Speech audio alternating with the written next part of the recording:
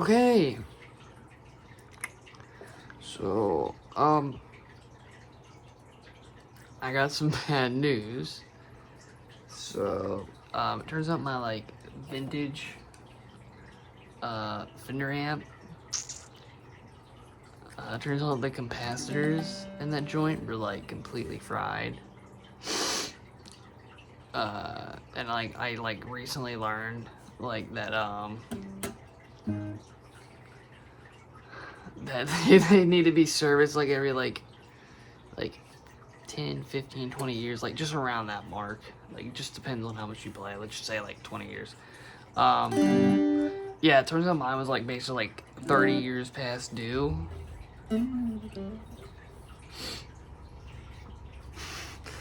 So, yeah.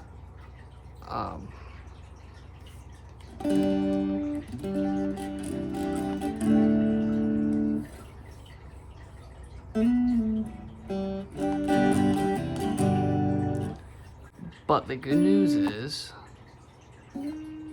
I took it to, like, a service dude, and it'll be fixed in about, like, 2 to 4 weeks, and it's already been about 2, so that is good. It's already being taken care of, but, I'm gonna do a little bit of, like a little story time of how I figured out this. So, like, I was just like playing it like, I was just playing it like normal. I was using my Epiphone Les Paul with humbuckers in it, and like I was just playing it, like I was playing it hard, like I was doing some crazy like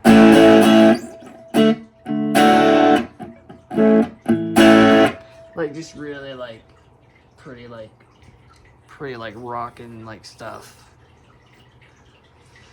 And it just didn't sound good. Like, it's super muddy. The lows and like the low frequencies and all that just sounded really electronic and buzzy and like fuzzy sounding. Like, I felt like there was just something off. I'm like, I don't think it's supposed to really sound like this. So I did some research and figured out my capacitors were fried. It said if you get like that, like if you're losing like low response and like just starting to sound funny like that, like all electronic sounding, that means you're like the capacitors are like freaking dead. So yeah.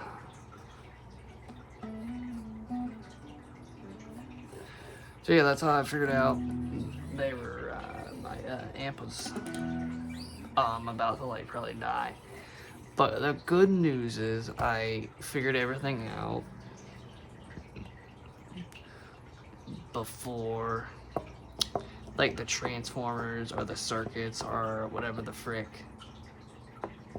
got like damaged. So it's not gonna be like crazy. It shouldn't be like insanely expensive. Because if something like that broke inside of it, it's gonna be way more expensive. And yeah, I don't want to be paying that. It's like the amp is already like $800 on itself, so yeah. But I'm just glad I was able to get it to the shop. Thank God. Before like crazy damage happened to it. But yeah, that's really all I wanted to come on and say. I know these videos are like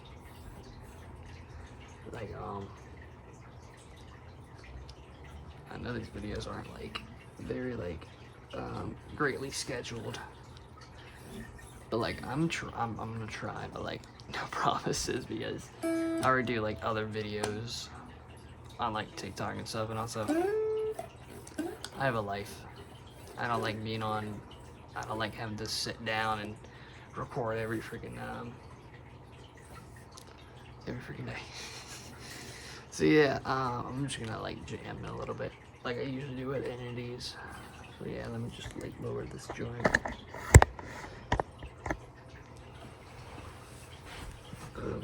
Some place like I was like playing around like this riff and like B flat sounded kind of cool.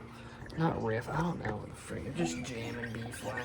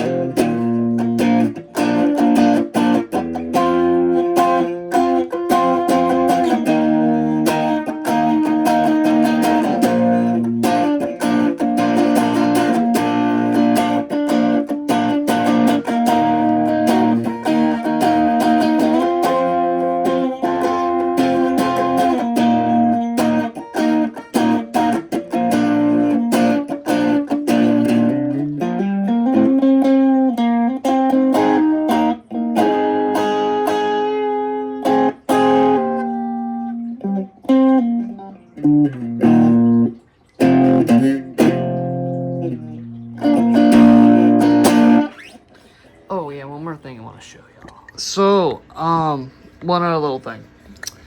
Since that joins in the shop, I'm using this little dude, and this dude rocks. I'll be honest. I haven't played it really since I did get my Fender Amp, but like this little dude still rocks. I actually really like this, especially with like the little overdrive pedal. Like this does not sound bad at all. I still prefer the Fender, but like this is not bad. This like it's really not that bad. Yeah, that's really it. Just wanted to show you orange. Okay.